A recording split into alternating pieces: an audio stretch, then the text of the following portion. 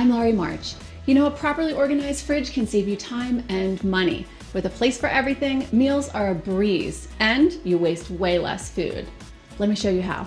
The best way to organize the fridge is to start with it completely empty. There are so many different dates that can be on food. Best by, sell by, use by, user freeze by. This one is sell by. Now this is actually for the retailers to know when they should stop putting products on the shelf. This one is best by. Now this is all about your peak quality for your food, for its freshness. This one is use or freeze by. So this is really all about determining, like all these Jennie-O products here, if they're okay to still be consumed. Once you open a product though, the clock is ticking, and these dates actually become a little less meaningful. You really have to use your senses. If it doesn't look right, or feel right, or smell right, it's better to toss it. Pull everything out, toss any expired foods, and recycle any empty containers. This is the perfect opportunity to check to make sure that the fridge is set at the right temperature. Now, it's really recommended to be at 40 degrees or less. Wipe everything down with some soap and water to get rid of any fridge gunk. Line your shelves with shelf liners to make cleaning up your spills a breeze.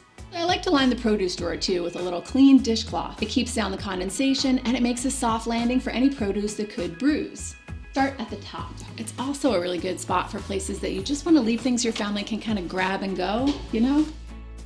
The middle shelves are a prime location for any meal prep foods. Clear containers make it simple to see any food you have left over or things you might have prepped for the week. Never allow meat, poultry, or seafood, really any foods that require refrigeration, to sit at room temperature for longer than that. This goes for leftovers and takeout and your meal prep ingredients too.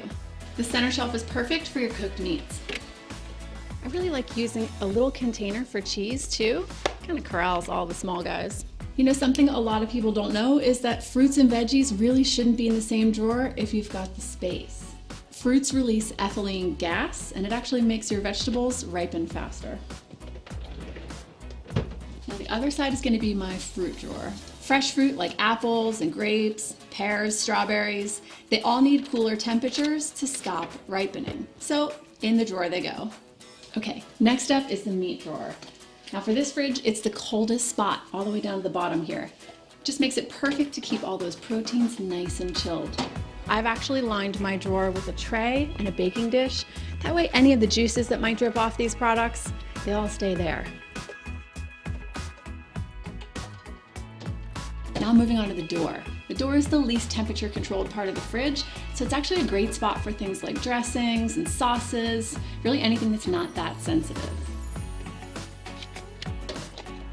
Most fruits and veggies really do love hanging out in their drawers, but a couple of them actually prefer being in water, almost like flowers. So asparagus and cilantro and parsley, they live so much longer in water. So here's a few of the things we pulled out of the fridge. Your tomatoes, onions and garlic and bread, they all do a little bit better on the countertop. It's amazing when you organize the fridge. You spend less money, a little less time rooting around for everything, and dinner is way less stressful.